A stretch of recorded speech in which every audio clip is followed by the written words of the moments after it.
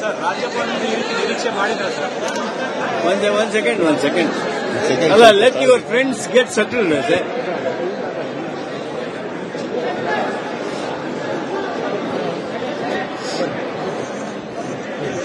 ಸನ್ಮಾನ್ಯ ರಾಜ್ಯಪಾಲರು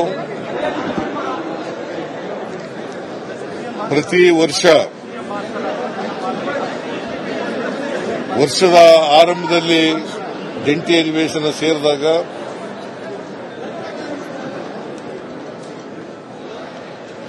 ಮತ್ತು ಹೊಸ ಸರ್ಕಾರ ಬಂದಾಗ ಜಂಟಿ ಅಧಿವೇಶನ ಉದ್ದೇಶಿಸಿ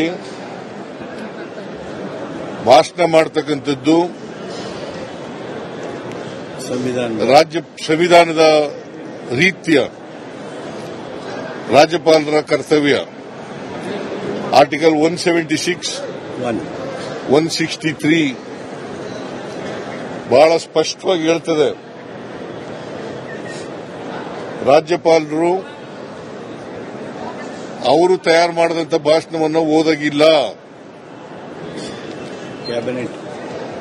ಕ್ಯಾಬಿನೆಟ್ ಏನ್ ಪ್ರಿಪೇರ್ ಮಾಡಿಕೊಡ್ತದೆ, ಸರ್ಕಾರದ ಸಚಿವ ಸಂಪುಟ ಏನ್ ತಯಾರು ಮಾಡ್ತದೆ ಭಾಷಣ, ಆ ಭಾಷಣವನ್ನು ಓದಲೇಬೇಕು.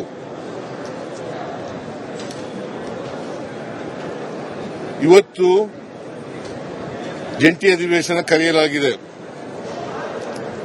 ಯಾಕಂದ್ರೆ ಇದು ಮೊದಲನೇ ವರ್ಷ ಮತ್ತೆ ಮೊದಲನೇ ಜಂಟಿ ಅಧಿವೇಶನ, ಜೊತೆಗೆ ವಿಶೇಷ ಅಧಿವೇಶನ ಕೂಡ ಕರೆದಿದೆ. ಕಾರಣ ಯಾಕಪ್ಪ ಅಂತಂದ್ರೆ,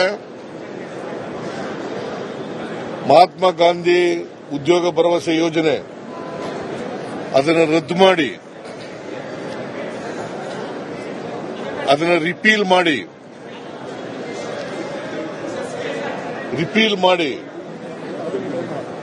ವಿ.ಬಿ.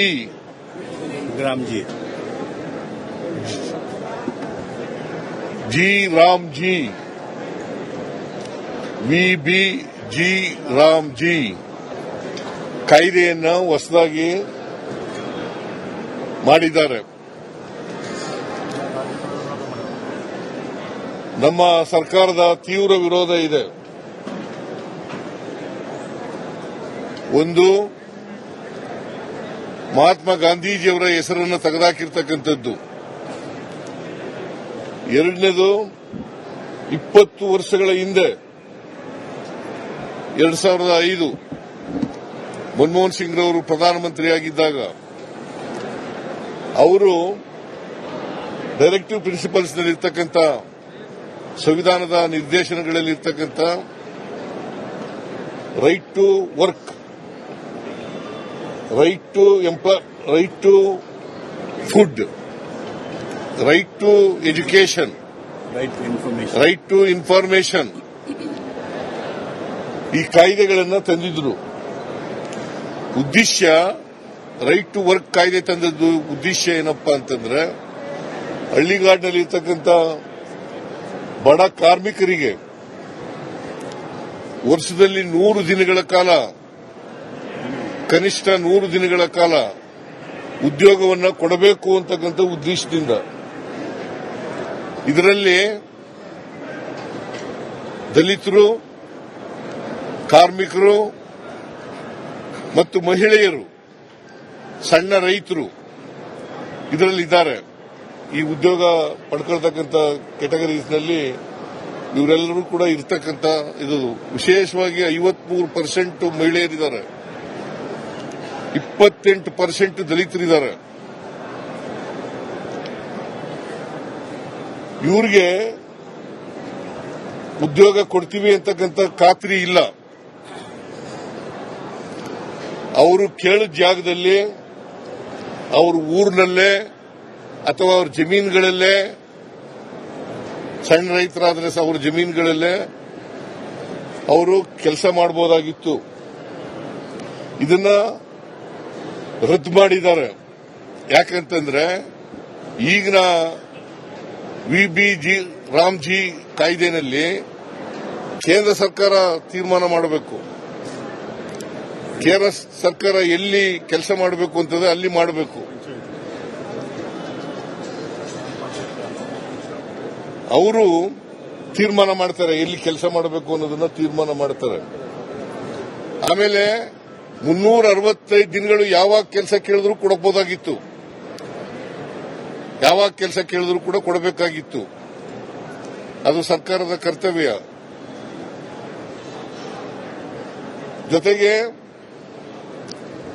ಆಕ್ಷನ್ ಪ್ಲಾನ್ ಮಾಡತಕ್ಕಂಥದ್ದು ಆಯಾ ಪಂಚಾಯಿತಿಗಳು, ಆಕ್ಷನ್ ಪ್ಲಾನ್ ಮಾಡತಕ್ಕಂಥದ್ದು ಪಂಚಾಯಿತಿಗಳು, ಗ್ರಾಮ ಸಭೆಗಳು. ಇದನ್ನ ಈ ಕಾಯ್ದೆನಲ್ಲಿ, ಹೊಸ ಕಾಯ್ದೆನಲ್ಲಿ G RAM G VBG RAM G ಕಾಯ್ದೆನಲ್ಲಿ ಇಲ್ಲ. ವಿರೋಧ ಪಕ್ಷದವರು ಅದನ್ನು ಉದ್ದೇಶಪೂರ್ವಕವಾಗಿ ಡಿಫೆಂಡ್ ಮಾಡ್ಕೊತಾ ಇದ್ದಾರೆ.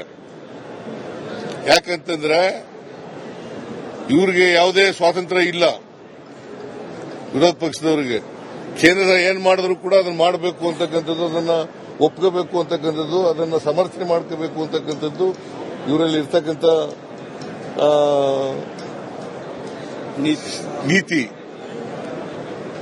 ನೀತಿ. ಅದರಿಂದ ನಾವು ಅದನ್ನ ವಿರೋಧ ಮಾಡಿದ್ದೀವಿ. ಅದನ್ನ ಕ್ಯಾಬಿನೆಟ್ ರಾಜ್ಯಪಾಲರ ಭಾಷಣದಲ್ಲಿ ಸೇರಿಸಿತ್ತು. ಅರ್ಜಿ ಮರುಸ್ಥಾಪನೆ ಮಾಡಬೇಕು ಅಂತ ನಮ್ಮ ಉದ್ದೇಶ ಏನಪ್ಪಾ ಅಂತಂದ್ರೆ, ಅದರಲ್ಲಿ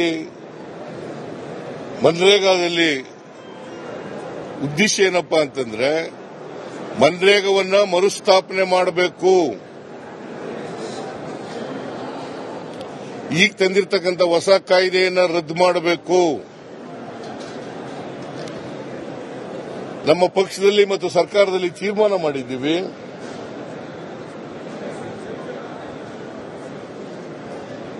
ಮನ್ರೇಗವನ್ನ ಮತ್ತೆ ಪುನರ್ಸ್ಥಾಪನೆ ಮಾಡೋವರೆಗೆ ಹೋರಾಟ ನಿರಂತರವಾಗಿ ನಡೀತದೆ. ಯಾವ ಮಾದರಿನಲ್ಲಿ ಅಂತಂದ್ರೆ, ರೈತ ವಿರೋಧಿ ಕಾಯ್ದೆಗಳನ್ನು ತಂದಿದ್ರಲ್ಲ, ಅವುಗಳನ್ನು ವಾಪಸ್ ತಕೊಂಡ್ರಲ್ಲ, ಅಲ್ಲಿವರೆಗೂ ಕೂಡ ನಾವು ಹೋರಾಟವನ್ನ ಮುಂದುವರಿಸತಕ್ಕಂಥ ಕೆಲಸವನ್ನ ಮಾಡ್ತೀವಿ. ಆದರೆ ರಾಜ್ಯಪಾಲರು ಕ್ಯಾಬಿನೆಟ್ ತಯಾರು ಮಾಡಿದಂತ ಭಾಷಣವನ್ನ ಓದ್ದೇನೆ ಅವರೇ ತಯಾರು ಮಾಡಿದಂತ ಒಂದು ಪ್ಯಾರಾ ಭಾಷಣವನ್ನು ಓದಿ ಸಂವಿಧಾನದ ವಿಧಿಗಳಿಗೆ ವಿರೋಧ ಮಾಡಿದ್ದಾರೆ, ಉಲ್ಲಂಘನೆ ಮಾಡಿದ್ದಾರೆ. 176, 163 ಇಟ್ಸ್ ವೆರಿ ವೆರಿ ಕ್ಲಿಯರ್. ಈ ಶಲ್ ರಾಜ್ಯ ERC shall read the speech prepared by the cabinet of the government.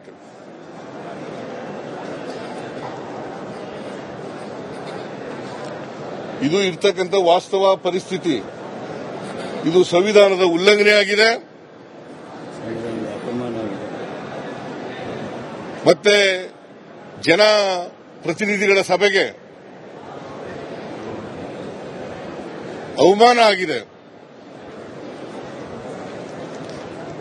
ಇದು ಮೊದಲಿಂದ ನಡ್ಕೊ ಬಂದಿರತಕ್ಕಂಥ ಪದ್ಧತಿ. ಸಂವಿಧಾನ ಬಂತವಿಂದ ಅಸೆಂಬ್ಲಿಗಳು, ಪಾರ್ಲಿಮೆಂಟ್ಗಳು ಪ್ರಾರಂಭ ಆದ್ಮೇಲೆ ನಡ್ಕೊ ಬಂದಿರತಕ್ಕಂಥ ಸಂವಿಧಾನ ಬದ್ಧವಾದಂಥ ವಿಚಾರ.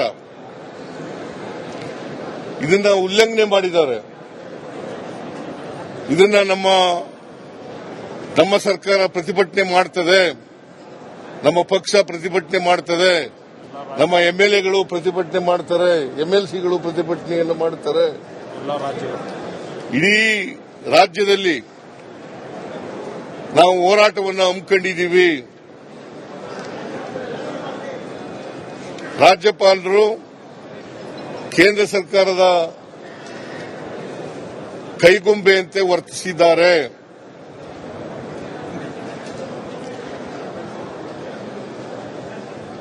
ಕೇಂದ್ರ ಸರ್ಕಾರ ಅವರ ಮಾಡಿರ್ತಕ್ಕಂಥ ತಪ್ಪನ್ನು ಮುಚ್ಚಿಕೊಳ್ಳಲಿಕ್ಕೋಸ್ಕರ ರಾಜ್ಯಪಾಲರ ಕೈಲಿ ಬೇರೆ ಭಾಷಣವನ್ನು ಓದಿಸಿದ್ದಾರೆ. ಇದು ಸಂವಿಧಾನ ಬಾಹಿರ, ಸಂವಿಧಾನದ ಉಲ್ಲಂಘನೆ. ಅವರ ಕರ್ತವ್ಯವನ್ನ ಪಾಲನೆ ಮಾಡಿಲ್ಲ, ಅವರ ಜವಾಬ್ದಾರಿಯನ್ನ ಪಾಲನೆ ಮಾಡಿಲ್ಲ.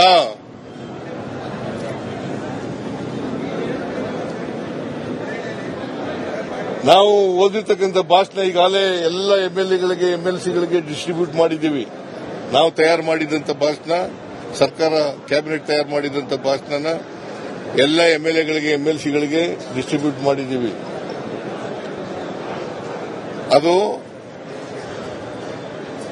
ನಾನು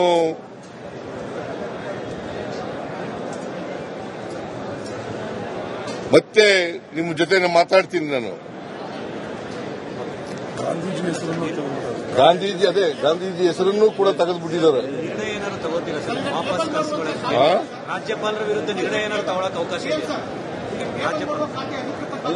ಇಲ್ಲ, ನಾವು ಕೋರ್ಟ್ಗೆ ಹೋಗ್ಬೇಕು, ಸುಪ್ರೀಂ ಕೋರ್ಟ್ನಲ್ಲಿ ಮೊಕದ್ದಮೆಯನ್ನು ಹೂಡಬೇಕು ಬೇಡವೋ ಅಂತಕ್ಕಂಥದ್ದನ್ನು ವಿಚಾರ ಮಾಡಿ ನಿಮಗೆ ತಿಳಿಸ್ತೀನಿ. ನಿರ್ಣಯ ಏನಾದ್ರು ತಗೋಬೋದಾ sir?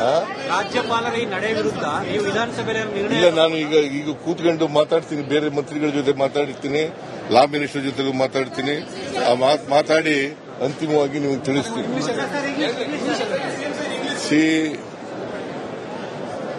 Every new year, the governor has to address the joint session and he has to read the speech prepared by the cabinet. That is constitutional, because 176 of the Indian Constitution, Article 176 of the Indian Constitution, and 163 of the Constitution